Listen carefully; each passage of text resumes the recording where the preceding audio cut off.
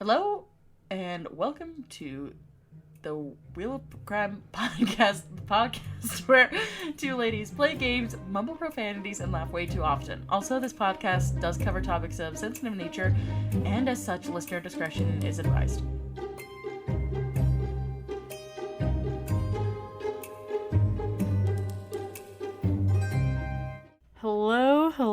Hello, and welcome back to the Wheel of Crime podcast. My name is Jen. And I am Emily. Here in the voice, and the flesh, and the person. All of the things. All of the things. That was a good start. I did the same thing that we did last time, where I started with the disclaimer, and immediately my brain was like, yes, you're introducing yourself. And I was like, nope, not yet. It's not what we're doing here, brain. Scratch Stop trying that. to fuck me up. Yep, we got different plans. But yes, my name is Emily. And welcome to another episode of the Wheel of Crime podcast. Any updates from this last week you want to share, Jen? Not really. Last weekend, I went to my brother's wedding in Banff. It was very beautiful. Very nice day out. I got a wicked sunburn. All is good. Beautiful. Love sunburns. My top 10 favorite things for sure. Yeah, same. Love that for me.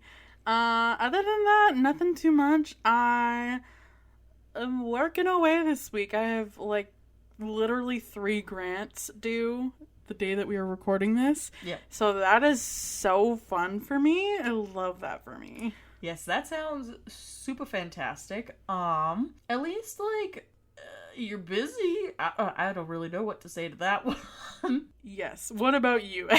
Well, I am still sick. As I'm not sure if our listeners can tell, I've had my sinus issues still. We're on week 2 of this one, and then you know how it goes. I'll be better for 3 days, and then I'll be sick again. So that's fun. And then I went to a Greta Van Fleet concert on Friday last week. That was lots of fun. Love those guys. And then I've just been working. I work the day that we record. I will be working the day after we record, and probably the day after that one too. That's just how it is. It do be like that for some reason. I feel like we both just need to retire. That would Is that be an option? That would be ideal. However, I don't know if my husband would necessarily allow that for me. Yeah. I have a feeling that your husband would not. Mine would gladly let me retire. Yeah, no, mine is of the idea that you should only retire when you die. So he himself will not be retiring, and I think by proxy that means that I too will be kept busy forever. Which, as good as that is for some, in other ways, I too would like to just retire. But that being said, we will see what the future holds. But yeah, no, I'm trying to think if there was anything else kind of relevant to podcasting things this week. But honestly, I really have nothing. This is another one of those weeks where I'm not super interesting whatsoever. And just tired and sick and tired of being sick. There we go. I started planning out our October episodes earlier, and I am very excited for spooky episodes. Yes, it has taken way too long to get back into spooky season. I think it's probably for sure one of Jen, if not Jen and I's favorite month of the year. So I'm just stoked to be getting kind of into the festivities of it all. It's taken too long. Yeah, it's true. I'm a fall girl. Pumpkin spice is already back at Starbucks, which is hella delicious. And I'm a sweater person. I love them. So I will be happy to not be at plus 30 anymore. I would be content with plus 20 still, at least for a little bit. But I want to be able to have some cooler days where I can wear a sweater and some cute boots and go out for a walk where the leaves are all turning and it's all nice and pretty outside. Ugh, I'm so pumped for that. It's gonna be good. But on that note, should we start with our wheel of questions? Yes, take it away, Em. Have you ever been blamed for something you didn't do? Oh, yeah. Loads of times. All the time. I am one of 6 children. I think, it was a miracle if there wasn't a day that went by where I wasn't blamed for something that I didn't do. It's true. Yeah, I think the time that I was blamed for something that I appreciated the least was, because I was one of 3 kids. Yeah. So my mom had made banana bread one time, and literally I went to school and I was like, when I get home, I'm having me a slice of that banana bread. I was so hype. Mm-hmm. And my mom made 2 usually. She made one with chocolate chips and one with walnuts. And I did not like walnuts as a kid. I was hyped for the chocolate chip one specifically. Oh, yeah. And when I got home, there was not a single slice of the chocolate chip one left. It was gone. And I got blamed for it. They're like, you ate all of it? And I'm like, I wasn't even here. I didn't even get one slice. Who do you think it was? Because I think I know who it was. I don't know. I think it was a group effort, but I'm pissed. A group effort? I'm putting all of my tokens on your brother. I just know how he is. He would have fed half of them to his piranha tank, and he ate the other half. He was the one who blamed me. He was pointing so many fingers at me that it had to be him. That's what I'm saying, right? But, no, it's funny that you say that there is, a very specific memory that you have, because I also have one that's not as, let's say polite as stolen banana bread. My family goes out to visit my granny on one of the islands in British Columbia occasionally. And when we were kids, we would go out there and we had a very strict rule list because they have a lot of rules around water usage out there. So while she was there, she would tell us all the time, hey, you are not allowed to you're not allowed to use the upstairs toilet. If you're going number 2, you have to use the downstairs one because of how the plumbing works. And so all of us older kids knew that. But I remember, we got to her house and, everybody was just flooding the bathrooms, right? And so I'm like, hey, I just really have to pee. That is, my one big thing. And I remember at the time that I was getting over, a cold or something. So I was very, just mucusy. So this is going to sound revolting, and I am so sorry, everyone. So I went to the upstairs toilet because I was like, hey, I know that I only have to pee. I've been coached on this. We know what's happening here. But I get in there and I go pee and I'm trying to decongest my nose. So obviously I've spat phlegm into there as well. Just, real cute shit that you don't want anybody else seeing. So then I'm trying to flush it and nothing is flushing. And I've had for sure probably 3 of my other siblings use this toilet before me. So I'm I do not understand what's going on. And then it starts to flood.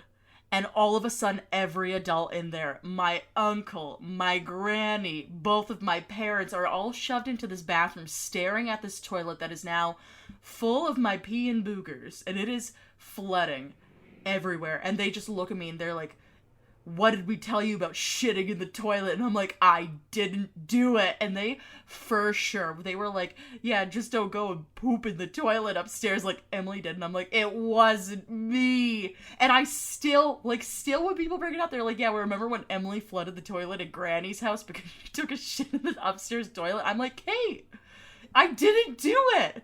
But I didn't even want to be in there because everybody was witnessing my boogers in this toilet that was now flooding, and I was like, I just want to die.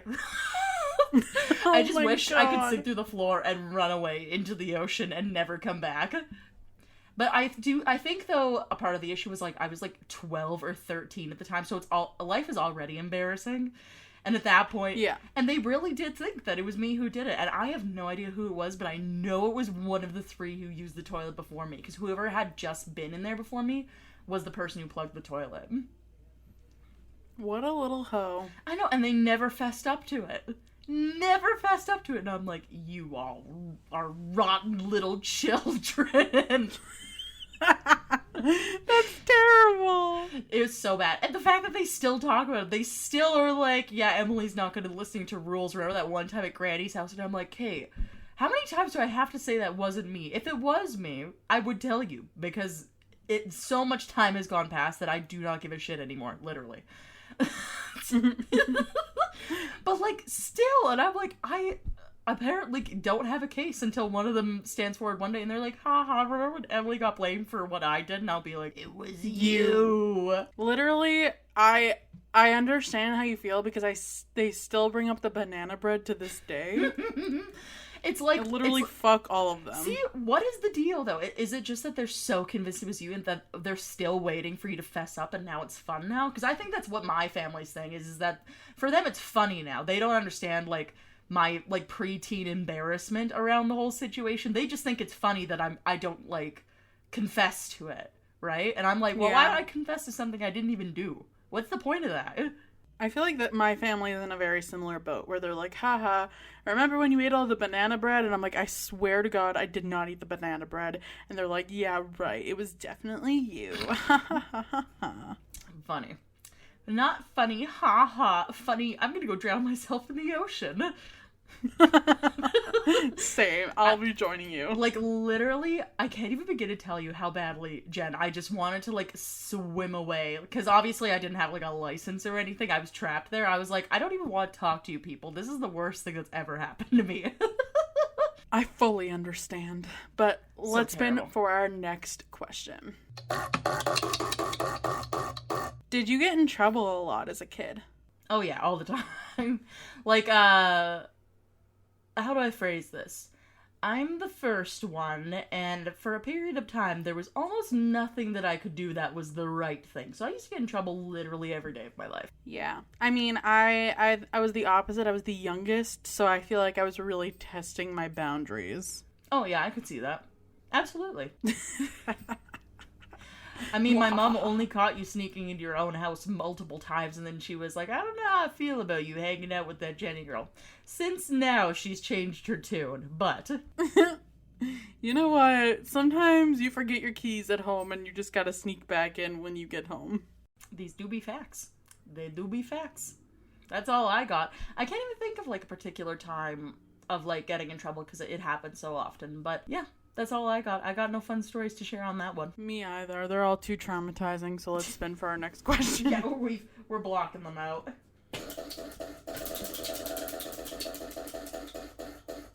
What is your favorite flower? My favorite flower? Yeah. I feel like there's lots of good flowers. Agreed. Lots of great flowers. They all smell, or most of them smell wonderful. Yeah. I would actually say that I think one of my favorites are tulips. I've always really liked tulips. Tulips are great. That's my mom's favorite flower. Yeah. Or, because where we grew up, I do also really like lilacs because there was always like 5 million lilac bushes around our houses. That's a good one. I'm a big fan of peonies. Peonies? Yes. Have you seen that video? It's like a meme video that was trending online where it's like, look what you've done to my peonies. They're marigolds. By God, she's right. They are marigolds. I may not know my flowers, but I know a bitch when I see one. Yeah, yes.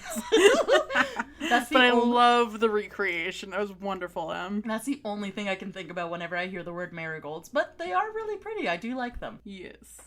Excellent. Yes. I know what your least favorite flower is. Yeah, because I have the same least favorite flower. I definitely think we've talked about it before, too. Petunias can rot in hell. Fuck petunias. Fuck them all. And it's hilarious, too, because I have, obviously, relatives who are big into gardening. And I remember them talking about building flower beds. It was for sure, I think, earlier this year. And I was like, oh, God, the last thing I'm ever going to do is put fucking petunias in my flower beds. They all, like, looked at me as if, like, I'd said, like... You know, like, I can't even, like, think about what I'm trying to refer to. But it was, like, almost, like, aghast and horror and, like, shocked. And I was like, why would I like the stickiest flower on the entire planet that doesn't smell like anything? And it's, like, and they're ugly. They look like tiny trumpets. Why would I want that? Literally, I can't think of a single good thing about petunias other than that they're cheap. Exactly. And my mom was like, because I've talked about this with her before, too. She was like, they make a good filler flower. And I'm like, I don't care. No. I will put pansies in. If I have an option, I am not picking petunias. They can No more. I would rather fill my garden with dandelions than fucking petunias. That's the thing. I would literally rather have a garden that was just straight up weeds, and that's it, and grass, than fill it full of petunias. Hate them. They're the worst things ever. Hate them with my whole soul. And they don't even come back. They're annual. So then I'm like, you have to go through the effort every year of buying a bunch of fucking petunias, planting them, and then they don't even come back the next year. What's the point? I'll never understand it. They're the worst. They are definitely But the worst. let's spin for our next question. Yes. What was your favorite activity to do after school as a kid? See, mine was sitting with Emily on the corner because we lived 2 houses down from each other, and we would sit on the corner right in front of her house and literally talk for about 4 hours, and we would usually be drinking Slurpees, and then we would part our ways. Yep. Just talking and gossiping and clopping our way up and down the street. I know, I remember that too. I always thought that was a lot of fun. I'm trying to think, like, usually after that, I feel like I would go inside and I was allowed to play video games for an hour, so I would usually do that. Or read. I was really big into reading for a long time. But other than that, I don't think I really did much else. Us sitting outside really took up most of my day, actually. It's true. We would talk for literally hours. I think I would go home, and it'd usually be about dinner time, and then I would do my homework and just chill for a bit after that. Yeah, basically. So nothing too crazy. I do remember you and I going through a garbage bag of donation clothes, though, once, and having a fashion show in the middle of the street. I'm sure our neighbors thought we were very entertaining. I remember that, too. That was such a good day. I remember that as, like, a monumental, like, good day, because it was right at the end of the school year, too. Mm-hmm. So we were living our best lives. Oh, yeah. Like, I remember putting on, it was, like, I was wearing, like, an Aeropostale t-shirt, and I, like, put on some kind of, like, 2000s velvet zip-up hoodie, and some, like, shoes, and we were, like, doing a little fashion walk up and down the sidewalk. It's so cute. I still have those photos, because I was a big picture taker in middle school. Oh, for sure. Mm-hmm. It was very well documented. I have it in my mind, still. I'll have to send you those pictures, because... whew.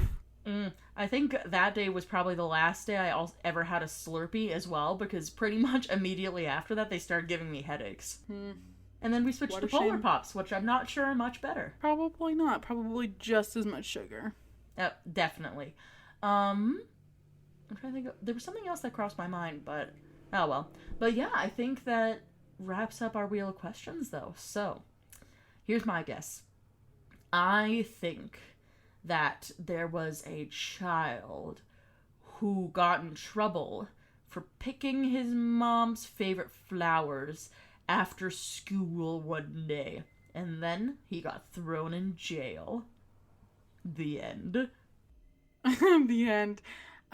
Your story is a lot nicer than the one I'm about to tell you, but you've got some of the elements right there. We'll compare my guess to your story as banana bread is to blocked toilets.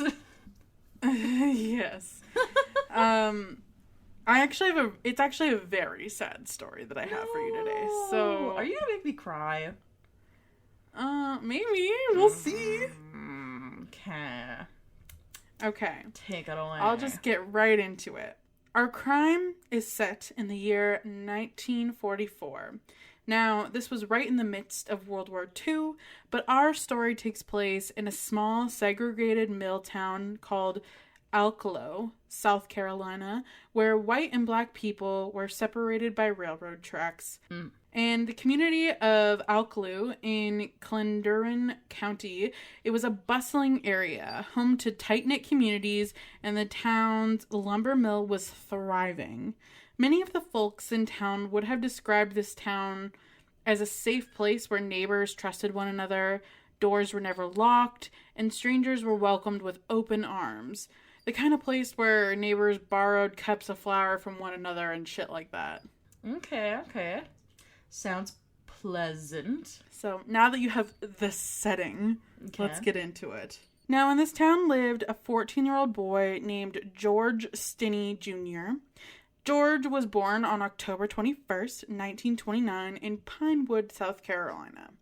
George lived with his parents, 2 sisters, and 2 brothers in a humble 3-room company house reserved for black families, and George's dad, like many others in the community, worked for the lumber mill in town. George's 2 younger sisters were named Catherine, who was 10, and Amy, who was 8, and he also had a brother named Charles, who was 12, and an older half-brother named John, who was 17. George was 5'1" and weighed about 95 pounds at the time. George's parents said that he loved drawing and he was an excellent little artist in the making, and we unfortunately don't know too much else about George and his family. I will say, because it's relevant and important to our story, that George and his family were black. So, the day that everything changed for George was March 23rd, 1944. And on this particular day, Betty June Binnicker, who was 11, and Mary Emma Thames, who was 8, were riding their bicycles and decided to go looking for wildflowers. For context, both of these young girls were white and came from white families in the community, because it's relevant, unfortunately. Okay, gotcha. While the girls were out riding their bikes, they ran into George and his little sister, who were out walking their family cow named Lizzie, which I love that for them. Did you say family cow? Family cow, Aww. Yes. Okay, that's really sweet. I love that. I wish I had a family cow. Right? To take for walks. The girls stopped and asked George and Amy if they knew where to find maypops, which are the yellow edible fruit of passion flowers. Amy said that they didn't know where to find maypops, and the girls continued riding their bikes, and they both went about their business. That was reportedly the last time the girls were seen alive, because that night Mary and Betty never returned home. Their families became worried, and it prompted hundreds of Alcaloo residents, including George's father, to come together and search for the missing girls. At some point during the search, George reportedly acknowledged seeing the girls earlier in the day and quickly became a suspect in the case. Robert Ridgway, a local teen, says that his father was a part of the search and they spent hours looking for the girls. He said, quote, "They told people in the search that if they were found, they would blow the whistle at the mill. 1 minute till 7 the next morning, the mill whistle went off. It was a long, long blast." Just 1 day after the girls vanished, a group of lumbermen found the bodies in a water-filled ditch. Dr. Asbury Cecil Bozard examined their bodies. There was no clear sign of a struggle, but both girls had met violent deaths involving multiple head injuries. Mary had a hole going straight through her forehead into her skull, along with a 2-inch cut above her right eyebrow. Meanwhile, Betty had suffered at least 7 blows to the head. It was later noted that the back of her skull was, quote, "nothing but a mass of crushed bones." So, very sad. Very violent death. This is intensely destructive.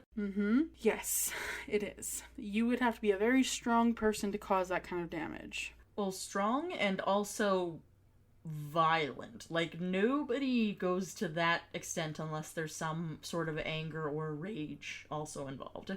You would think. So Dr. Bozard concluded that Mary and Betty had wounds that were likely caused by a, quote, round instrument about the size of a head of a hammer. Old reports indicated that a railroad spike was used as the murder weapon, and other reports indicated a large blunt iron was used. A rumor floated around town that the girls had made a stop at a prominent white family's home the same day of their murder, but this was never confirmed. And we'll get into that later because it's a bit of a thing. So there's some kind of fishy rumor going around that nobody can prove. Okay. Yeah, police certainly didn't seem to be looking for a white killer, and Clarendon County law enforcement were instead focused on George. So one of the arresting officers named S.J. Pratt said that they questioned an elderly black man in the case if he might have known who could have been mean enough to do this. Apparently that man automatically said George Stinney. According to SJ, that's when the police went down to George's house where he allegedly heard George and his family discussing the murders outside of an open window. Because discussing major town news is apparently illegal and makes you guilty of murder, you know. Well, I know lots of people who should be in jail then. Like, it's a small town where not a lot happens, and they've never had a murder before. So, you know, it might be logical that people, especially people who are helping with the search, might talk about it. But yeah, clearly only if you're guilty. Yes, of course. So, SJ placed George and his half-brother John in separate rooms and questioned them individually. George was handcuffed and interrogated for hours in a small room without his parents, an attorney, or any witnesses. It was then that George allegedly confessed to the murders and told police exactly what happened. Police claimed that George confessed to murdering Betty and Mary after his plan to have sex with one of the girls failed. His brother John apparently also told police the same story, that George committed the crime. And SJ asked George, quote, "Can you show me the murder weapon?" And SJ said that George led him to the low end of the field where the bodies were found. He walked up and reached down twice, and on the second time he reached down, he pulled up an iron spike and gave it to him. George was then arrested and charged with their murders. Another officer on the case named H.S. Newman wrote in a handwritten statement, quote, "I arrested a boy by the name of George Stinney. He then made a confession and told me where to find a piece of iron about 15 inches long. He said he put it in a ditch about 6 feet from the bicycle." Newman refused to reveal where George was detained as rumors of a lynching spread throughout the town. Not even his parents knew where he was as his trial quickly approached. According to one of George's sisters, their father was fired from his job at the lumber mill and feared for the safety of his family, so they were forced to move from Alclue. His sister also recalled that his parents were also not allowed to see or speak to George prior to the trial or any time after. On April 24th, 1944, which was 1 month after the murders, George stood trial for the crimes at the Clarendon County Courthouse. At the time, 14 was considered the age of responsibility, and George was believed to be responsible for the murders.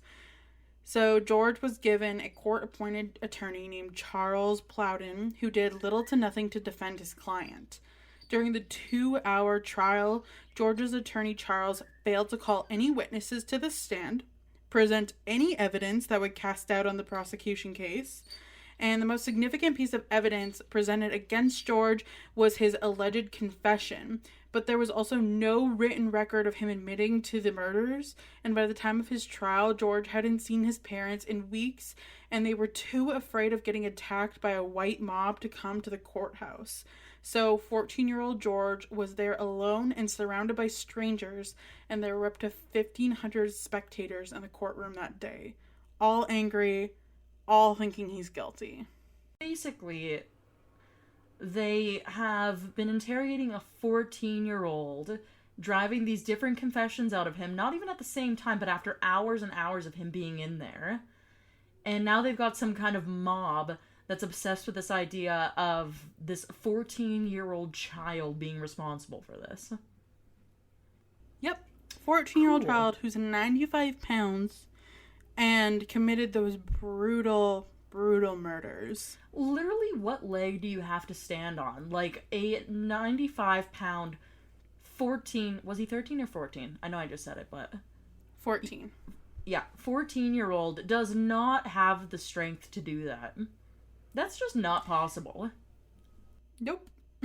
So the trial was very brief, taking the all-white jury about 10 minutes to come back with a guilty verdict with no recommendation for mercy. Yeah, I don't love that either. It should not take less than an hour to decide somebody's fate, especially if they're 14 years old. And murder's involved. 10 fucking minutes. That's ridiculous. See, this is another one of those things where, like, you tell me a story and I'm like, they could have done so much more by just having a different fucking jury that could actually look and be like, yeah, this is ridiculous. Why are we doing this? Literally. And they're like, yeah, no mercy. Literally the worst sentence possible, please. Yeah. So George was sentenced to die by electrocution. However, George's execution was not without protest. In South Carolina, organizers for both white and black minstrels unions petitioned Governor Olin Johnston to grant George clemency based on his young age. Meanwhile, hundreds of letters and telegrams poured into the governor's office, begging him to show mercy to George. George's supporters appealed with everything from the basic idea of fairness to the concept of Christian justice. But in the end, none of it was enough to save him. Right before George was electrocuted, our pal S.J. Pratt, one of the arresting officers, went to the penitentiary and reportedly asked George if he knew why he was here. Now, according to S.J., this is how the conversation allegedly went. George replied, yes, he knew why he was there, and S.J. asked him, did you commit the crime? Apparently, George said, yes, sir, and S.J. asked, did anyone make you say anything you didn't want to say? And George said, no, sir. S.J. then asked the boy if he knew he was about to die. George said, yes, sir. And then S.J. said, goodbye, George, and George said, goodbye, Sheriff. On June 16th, 1944, George was put to death 2 months after the trial, which was 83 days after the murders. So 83 days after the murders takes place, he has been tried, convicted, and now is about to be executed. Is there not, like, a single person in this town that's like, yeah, this feels weird, why are we doing this? I mean, there probably was, but a lot of them are probably afraid of being attacked by a white mob who made threats of lynching George's family. Yeah. Alright. Yeah. So... And what year did you say this was? 1944. Awesome. Okay. Yes. So George became the youngest person ever to be electrocuted in the United States. He walked into the execution chamber at the South Carolina Penitentiary in Columbia with a Bible tucked under his arm. Mary Emma Thames's father was in attendance for the execution, so she was one of the girls that died. He weighed in just at 95 pounds and was dressed in a loose-fitting striped jumpsuit. Strapped into an adult-size electric chair, he was so small that the state electrician struggled to adjust an electrode to his right leg. An assistant captain asked George if he had any last words. George replied, no, sir. The prison doctor prodded, do you want to say anything about what you did? Again, George replied, no, sir. A mask that was too big for him was placed over his face, and his last words ended up being, I can't breathe, officer. When the officials turned on the switch, 2,400 volts surged through George's body, causing the mask to slip off. His eyes were wide and teary, and saliva was emanating from his mouth for all of the witnesses in the room to see. After 2 more jolts of electricity, it was over, and George was pronounced dead shortly thereafter. I have no words. Like, obviously anger, but that's not a word, that's a feeling. It's also a word, I guess. But, like, I'm just trying to wrap my head around how he obviously either did not understand what he was doing, or somebody told him that if he didn't confess to it, something would happen to his family. Like, there's just something not right going on here. Well, obviously the whole thing. But, like, additionally. And it makes me so grouchy hearing about this kind of stuff, because you're like, what a miscarriage of justice, just for the sake of making a particular group of people happy for some fucking reason. Yep. So, let me tell you about the aftermath. Oh boy, alright. In 2004, George Frierson, a local historian who grew up in Alclo, started researching the case after reading a newspaper article about it. His work gained attention of South Carolina lawyers Steve McKenzie and Matt Bergs. In addition, Ray Brown, attorney James Moon, and others contributed countless hours of research and review of historical documents and found witnesses and evidence to assist exonerating George. Among those who aided in the case were the Civil Rights and Restorative Justice Project in Northeastern University School of Law, which filed an amicus brief with the court in 2014. George Frierson and the pro bono lawyers first sought relief with the Pardon and Parole Board of South Carolina. Steve and Matt, along with attorney Ray Chandler, representing George's family, filed a motion for a new trial on October 25th, 2013. George Frierson and the pro bono lawyers said in interviews that, quote, "If we can't get the case reopened, then we have to go to the judge and say there wasn't any reason to convict this child. There was no evidence to present to the jury. There was no transcript. This case needs to be reopened. This is an injustice that needs to be righted. I'm pretty optimistic that if we can get witnesses we need to come forward, we will be successful in court. We hopefully have a witness that's going to say, that's non-family and non-relative witness, who is going to be able to tie this all in and say that we were basically an alibi witness. They were with Mr. Stinney and this did not occur." George Frierson also said that, quote, "There has been a person that has been named as being the culprit who is now deceased, and it was said by the family that there was a deathbed confession." George Frierson said that the rumored culprit came from a well-known, prominent white family in the community, and members of that family had served on the initial coroner's inquest jury, which had recommended that George be prosecuted. So, to summarize, some asshole on their deathbed was like, actually, remember that 14-year-old we killed? Yeah, actually, it was so-and-so from our family who, at the time, was a contributor on the case and assisted in pointing blame away from their direction so they didn't have to suffer the consequences. From my understanding, the person who killed the 2 girls on his deathbed confessed to killing them, and his family knew because... I'm going to get into this a little bit in a minute here, but his family basically already knew that he probably had something to do with this and were able to get involved from the beginning of when the girls were found and point the finger at George to absolve this individual from any responsibility.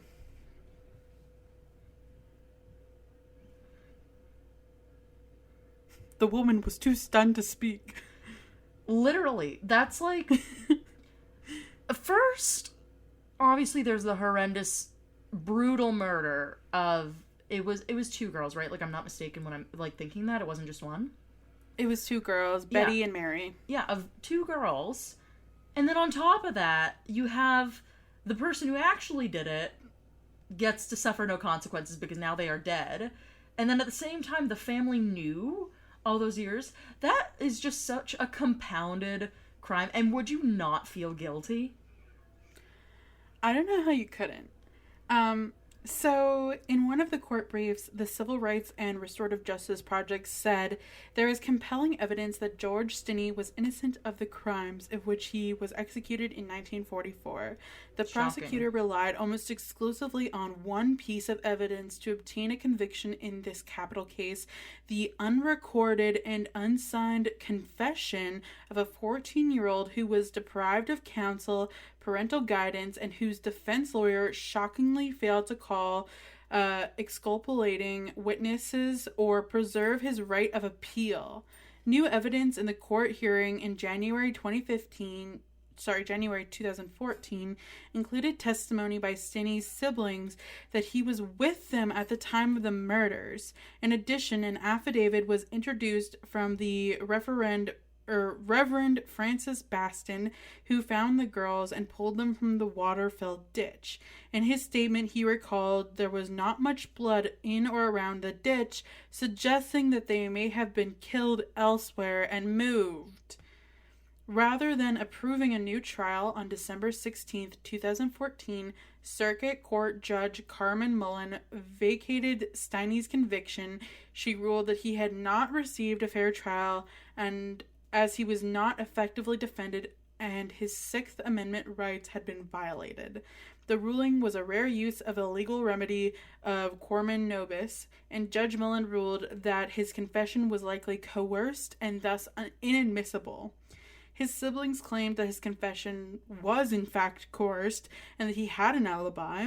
At the time of the murders, he was with his sister Amy watching the family cow. Lizzie, love her.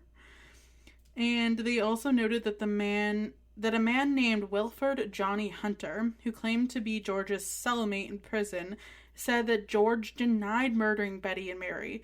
He said, quote, "Johnny, I didn't do it. I didn't do it." He said, "Why would they kill me for something I didn't do?" After months of consideration, on December 17th, 2014, Judge Carmen T. Mullen vacated his murder conviction, calling the death sentence a great and fundamental injustice. George's siblings were overjoyed to learn that their brother was exonerated after 70 years, appreciating that they were still alive when it happened. His sister Catherine said, quote, "It was just like a cloud moved away. When we got the news, we were sitting with friends. I threw my hands up and said, 'Thank you, Jesus. Someone had to be listening. It's what we wanted all these years.'" Family members of both Betty Bickner and Mary Thames expressed disappointment at the court's ruling, however. They said that although they acknowledged George's execution at the age of 14 is controversial, they never doubted his guilt. Betty's niece, Frankie Billy Deitch, said that she and her family have extensively researched the case and argues that it had nothing to do with race and how people, quote, "who just read these articles in a newspaper don't know the truth." So, Frankie's husband once owned a barbershop inside at Berkeley Motel in Monk's Corner before it was demolished to make way for a Walgreens that now is there today. And a man by the name of S.J. Pratt, who was one of her husband's frequent customers. So according to Frankie, there was a movie named Carolina Skeletons that was released in 1991, and it was loosely based on George's case. After this movie came out, S.J. told Frankie's husband that he was one of the arresting officers, and that's when Frankie's husband informed S.J. that his wife was actually the niece of Mary. Frankie says that S.J. then sought her out, and he looked her dead in the eyes and said, quote, "Don't you ever believe that boy didn't kill your aunt because from the time I became involved, from the whole chain of events, there was not one link broken." The family members of Mary and Betty also contend that the claims of the deathbed confession from an individual confessing to the girl's murder has never been substantiated. But let's dive a little deeper into that anyways. So, this is kind of confusing because there's a lot of people named George in this situation. Not the direction I thought we were taking, but... Yes. So, our main guy, George, who was unfortunately executed, he will be George. Everyone else, I'm going to call them by their last name to make things simpler. Okay, sounds good. So, George Burke Jr. is the son of a wealthy white businessman named George Burke Sr. Now, Burke Jr. has been the subject of speculation as a possible suspect in the murders. Burke Jr. died in 1947 at the age of 29, and George Stinney's mother had worked for the Burke family for a brief period. George's sister recalled that her mother had once come home saying that Burke Sr. had made advances to her, and their father told their mother to not go back. George's sister claimed to have heard that the Burke boys had framed George because their mother didn't want to give it up. And Burke Sr. conducted an initial search of the girls and was the owner of the territory behind Greenhill Baptist Church where their bodies were found. He was also the foreman of the grand jury that indicted George and had been accused of helping steer the blame off of his son onto George. Two elderly women in Alcala recalled that Burke Jr. was known as a womanizer and for committing theft and getting away with it.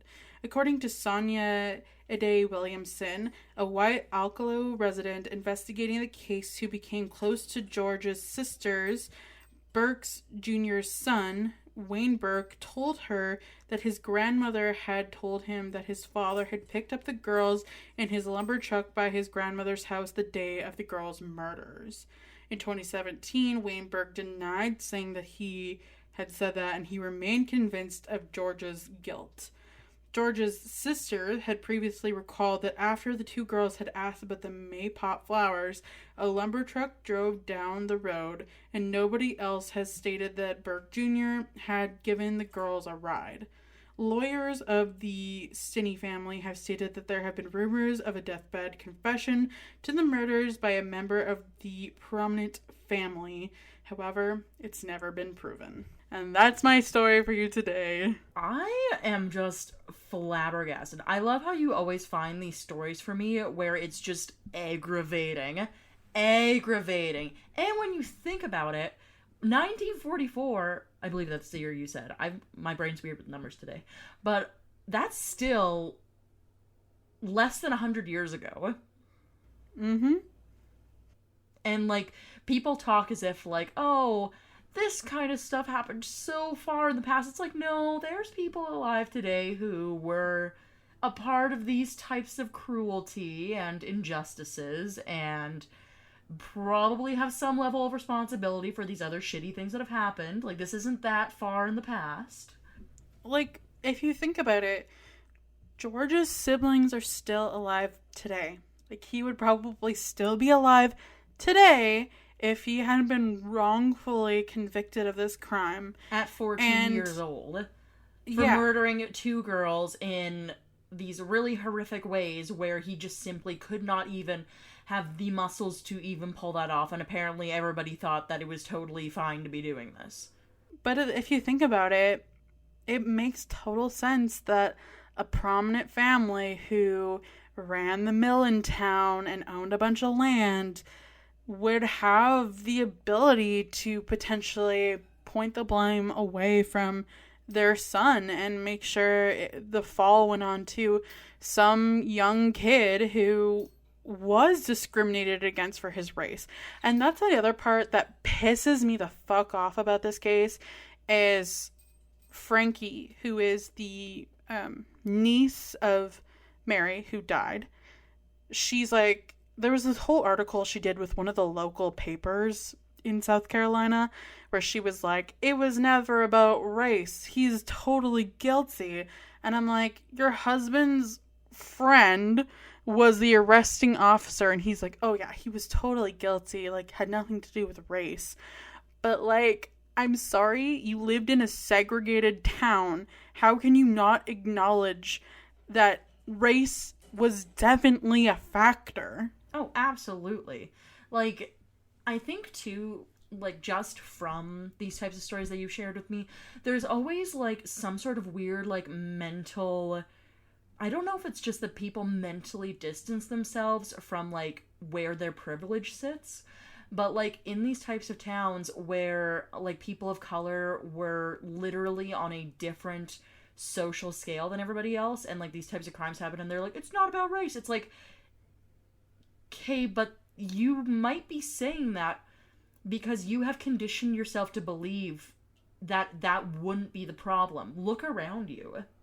Like, look at the fact that his lawyer didn't even do the basic things for him and essentially just let a jury convict him within 10 minutes. Literally. Yeah. And, like, here's my thing, too. So, I know that we're probably never going to have this answer, but, like... Did anybody ever say at any point why on earth the blame fell on a random, like, colored 14-year-old? Like, he wasn't even anywhere near the place at the time. Like, there's just so many unconvincing things about this whole thing. Well, like, okay, so these are my thoughts about that. So I think the first thing that was against him was the fact that him and his sisters saw the two girls on the day, and George was honest with them about seeing them during the search and was there to help. The second thing is that George's mom worked for the Burke family, who owned the mill and everything, and they tried to have sex with her, and she said no. So they had a vendetta against the family already. And third was because they asked some random old man who they thought was mean in the community, and one guy said George. And because when the officer went to George's house, they were talking about the murders, so therefore, if they're talking about it, they must be guilty, right? Yes. And because after hours and hours of interrogating this child, he confesses, then they're like, okay, case closed, he's guilty. Yeah, and then that's the thing, too. It's like 14 is so obviously still a child. Like, a little person. And it's like, okay, so you're gonna take the words of some random kid as fact? Like, what? Like, what Especially are we when doing? There's no other evidence, and he physically could not commit the crime. Like, that's the part that gets me, is he was 95 pounds, 5'1". He's a small kid. Mm-hmm. There's no physical way he could have committed the crime with how brutal it was. Her back of her head was nothing more than a crumpled pile of bones, is what they said. Like, do people have no concept on how difficult that would be? Like, your bones are not meant to be easy to break. At all. Most people lack the force to even break any bones on another person. Like, that is not exactly a common skill for people to have without some sort of assistance, whether that be a weapon of some kind, or a second person, or what have you. So to even, like, think in your head and be like, yeah, this 14-year-old just came on by and somehow got away with, like, committing this much physical damage to 2 girls, it's like, okay, like, you, like, it's not just enough force for one person. You need to have enough force for 2 people. You know what I mean? That's the thing, is, like, he's a small kid. Even if he did do it to one of them, how is he holding that other one there and they can't escape while he's murdering the one? And there was no signs of force. So how the fuck did he do that without there being any struggle? Unless he was strong enough to literally just hold them or trap them in a place. But you see, this is like going back to what you said earlier, where obviously nobody would want to talk about any of these things because they'd be worried about pissing off the wrong kind of people. So nobody, or people who actually thought about it, probably didn't believe that he did it, but they probably did also know that there was somebody else in the community that was looking to protect who the actual person was, and they didn't want to get on their bad side. Especially in a smaller town. Which, as sickening as that is, it does seem to be the case for a lot of this kinds of stuff. And it makes me fucking grouchy. Because it's like, again, how can you not acknowledge that you have some kind of advantage over other people, and then this types of shit happens, right? It makes me so unbelievably mad. And the fact that it took 10 minutes to decide he was guilty and 70 years to exonerate him is literally just fucking bullshit. Absolutely. And also, just because I know we could rant about this forever, this is my last plug-in. His family are already so much better than I am. Because I would not happily be accepting an apology about a institution that is designed to, like I said earlier, provide justice for people. Murdering my 14-year-old brother, I would definitely not be happily accepting an apology. I'd be like, oh wow, if only you'd done your job in the fucking first place, hey? I know. It's insane how prejudice plays into the justice system so much. How wrong this whole case is, and how unjust, and how many levels of people had to fail this kid. Oh, for absolutely. It to get to that point. Absolutely. It's a failure on many, many fronts. And I really hope that every single one of those people involved are guilty still to this day. And I do hope that they are suffering, because that is a awful thing to do to another person. Literally the worst thing you could do to another person in my mind. It's like, what good does an apology do? Okay, so that's the thing, is like, yes, it is appreciative of his memory to exonerate him. He's not here anymore. You tied that up. It's fun. It's finished. Like, what does an apology do? For his memory? I mean, it's good. to exonerate him because he wasn't guilty and he doesn't deserve that, like, stamp on his record. And I think, like, that's important for his family. Oh, absolutely. Like, for his memory, that definitely means a lot. But, like, when you think of it realistically, though, it's like, that's still 70 years of bullshit. You know, most people who would have known him are probably already dead. It's 70 years too late, in my opinion. Oh, absolutely. But yes, that was my last thing, because like I said, I feel like we could definitely rant about this for a million years. But, is there anything else that you want to add? Nope, that's all for our story today. It was a sad one. It made me upset. It made me mad, for sure. I feel like all of our stories today have been all over the place, but it's just how it be sometimes. But if you guys liked today's episode, you can follow us on our social media, which is at Wheel of Crime on Facebook, Twitter, Instagram, and TikTok if you want updates for the show. Otherwise, if you'd like to submit a story of your own, we are wheelofcrime@gmail.com if you'd like to send us an email. We are also available on Patreon if you'd like to donate to the show. That is Wheel of Crime at Patreon. And we also have a website if you'd like to check us out on that, which is www.wheelofcrime.com. And lastly, we would really appreciate it if you left us some reviews. You know, we've been doing this since 2018. I would appreciate some feedback to some degree, ways that we can improve the show, what you like, what you don't like, all ears. Love you guys. And yes, I think that's about it. That's it. That's all. We will see you next week for a hopefully less infuriating episode. I would certainly say so. Okay, bye. Bye.